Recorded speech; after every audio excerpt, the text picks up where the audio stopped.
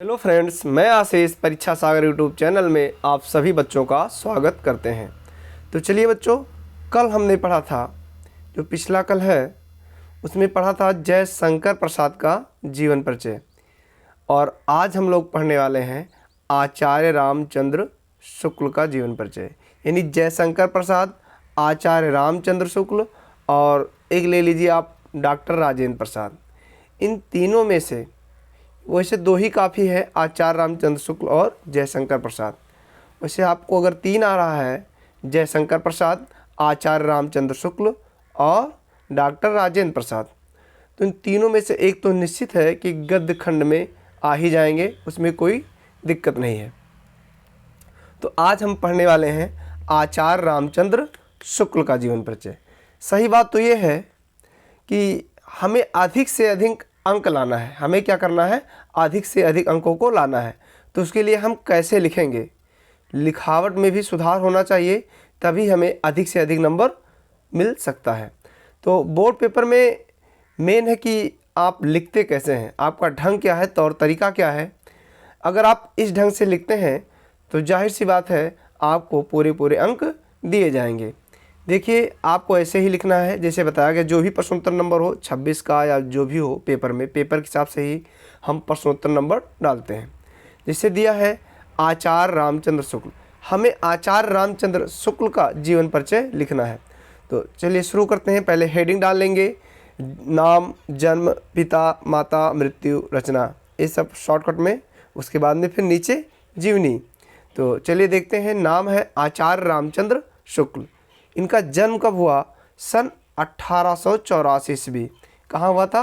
बस्ती के अगोना नामक ग्राम में। इनके पिता का नाम चंद्रवली शुक्ल और माता विभासी। उसके बाद में इनकी मृत्यु हुई सन 1941 ईस्वी। और इनकी रचनाएं हैं चिंतामणि भाग 1 व 2। आगे देखेंगे। आचार्य रामचंद्र शुक्ल का जन्म सन 1884 ईस्वी में बस्ती जिले के अगोना नामक गांव में हुआ था। एक बात ध्यान में ये रखना है कि जैसे हमको सन लिखना है तो हम कैसे लिखेंगे? यहाँ थोड़ा ब्लैक पेन से लिख लेंगे, जिससे कि जो अध्यापकगण है उनकी निगाह में सटीक आ जाए कि ये क्या लिखा है, 1884। और उसके बाद में ये भी पता चल जाएगा ये क्या है, मृत्यु है कि जन्म है। तो क्या हुआ? ये जन्म। इससे आपका नंबर जो है बढ़ता जाएगा। फिर इनके पिता चंद्रबली थे। इनके पिता का नाम आपको पहले ही बता दिया गया है, चंद्रबली शुक्ला, यानी शुक्ल थे। और उसके बाद में क्या है, FA इंटरमीडिएट में आने पर उनकी शिक्षा बीच में ही क्या हुई? छूट गई। आचार्य रामचंद्र शुक्ल की शिक्षा बीच में ही छूट गई और उन्होंने, जब इनकी शिक्षा बीच में ही छूट गई तो उन्होंने सरकारी नौकरी कर ली, किंतु स्वाभिमान के कारण सरकारी नौकरी छोड़कर वे कहाँ चले गए? मिर्ज़ापुर के मिशन स्कूल में।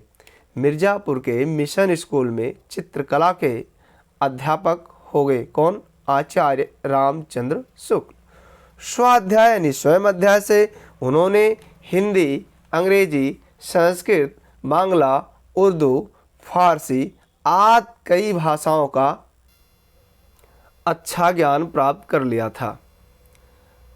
आनंद कादम्बनी पत्रिका में उनकी रचनाएं प्रकाशित होने लगीं। उनकी रचनाएं किस पत्रिका में? तो आनंद कादम्बनी पत्रिका में उनकी रचनाएं प्रकाशित होने लगीं। शुक्ल जी ने निबंध, आलोचना, इतिहास की रचना भी किए। इनकी मृत्यु यानी इनका देहांत सन 1941 ईस्वी में हुआ था। कब हुआ था? सन 1941। इनका रचना है यानी कृतियाँ चिंतामणि भाग 1 व 2।